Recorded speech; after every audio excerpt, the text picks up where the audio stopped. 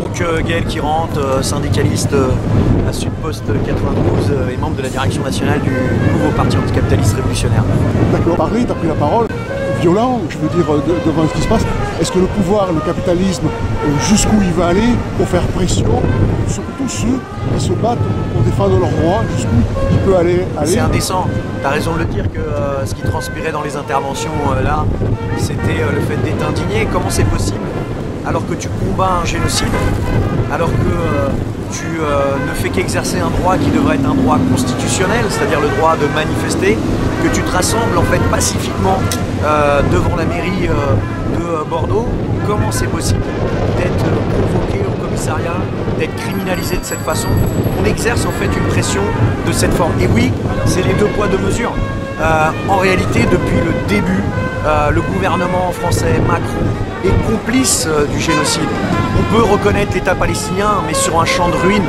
On peut aujourd'hui dire qu'en fait, le plan Trump, il permet un cessez-le-feu, mais c'est ne pas se rendre compte qu'en réalité, ça se fait, c'est un plan avant tout colonial, impérialiste, qui n'empêche d'aucune manière le génocide. Donc on dit, aujourd'hui, on est du côté des David, on est du côté de l'intersyndicale, on est du côté de tous ceux et toutes celles qui expriment leur solidarité internationaliste et qui disent qu'il faut stopper le génocide. Et par rapport à ça, il y a une occasion importante, parce qu'il n'y a pas juste les rassemblements devant les commissariats. Le 29 novembre, il y a un appel unitaire très large d'organisations politiques, syndicales, associatives pour une montée nationale en solidarité avec le peuple palestinien le 29 novembre à Paris. Il faut qu'on organise des réunions unitaires localement, qu'on organise des montées par bus, par train, comme dans l'État espagnol, comme en Italie. Il faut montrer que les travailleurs, les travailleuses, la jeunesse est du côté du peuple palestinien. Il faut que ça s'arrête. Mais il faut surtout qu'aujourd'hui on trouve une solution vis-à-vis du peuple palestinien. Et ça veut dire lui donner le droit à l'autodétermination.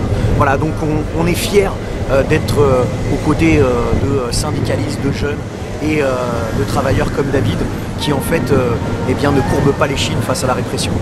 Est-ce que s'ils vont trop loin, ça pourrait déclencher, pourquoi pas, un mai 68? Faut-il qu'ils aillent vraiment loin pour qu'il y ait une telle révolution et que les gens qui se battent farouchement puissent se faire entendre et les faire reculer? Tu as raison de dire que de toute façon, les explosions sociales, elles sont devant nous. Tu as bien vu le 10 septembre. Hein, c'est sorti un peu suite aux déclarations de Beyrouth qui croyaient pouvoir se permettre de mépriser tous les travailleurs et travailleuses qui ont les salaires les plus bas, les conditions de travail les plus détériorées, ceux qui sont le plus dans la précarité. De fait, eh bien, ce spectre qui est monté du blocage de l'économie, de tout bloquer, eh bien, a eu raison de son poste. Ils ont préféré le jeter en pâture pour maintenir le pouvoir du patronat et des capitalistes. Mais aujourd'hui, en fait, nous, on a envie de lancer un appel en fait un peu solennel à l'ensemble des organisations politiques, syndicales, associatives qui disent porter le projet d'émancipation du monde du travail et de la jeunesse. Est-ce qu'on ne devrait pas mettre au centre de notre énergie militante, de notre réflexion en tant que militants politiques, syndicaux et associatifs, c'est la discussion autour du blocage de l'économie. On voit bien toutes les discussions dans les parlements, dans les Matignons, sur des dissolutions, sur des destitutions. En réalité, tout ça, ça enferme nos colères dans les institutions qui sont faites pour la domination des patrons et de ceux qui nous exploitent et oppriment au quotidien. Donc nous, on le dit avec force, il y aurait besoin de se rencontrer tous autour d'une sable, mais pour discuter de comment on bloque l'économie, comment on construit un mouvement d'ensemble, une grève générale. C'est vrai qu'en fait, on n'appuie pas sur un bouton pour déclencher le blocage de l'économie, c'est-à-dire le fait que ceux et celles qui feront tout tourner décident enfin de tout. Mais en tous les cas, si on ne se pose jamais le problème, si on ne discute jamais plan de bataille, il n'y aura jamais de changement profond pour ceux et celles qui font en fait tout tourner. Tout ce qui a été obtenu par notre classe, ça a été fait au travers de nos grèves, de nos occupations et de nos manifestations. Il ne faut pas qu'on l'oublie. On peut avoir l'impression qu'il y a le raccourci électoral. On est pour se présenter, on est pour battre toutes les idées les plus réactionnaires.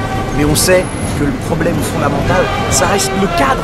Et le cadre, c'est qu'on vit dans une société qui est capable de mener des guerres, de détruire des peuples, d'exploiter et d'opprimer pour les profits d'une petite minorité. Si on veut en finir avec ça, il faut se lever, il faut se lutter, il faut gréver, il faut manifester. les Gilets jaunes ont failli déclencher cela. Mais la répression pas était juste tellement les forte. Gilets jaunes en fait.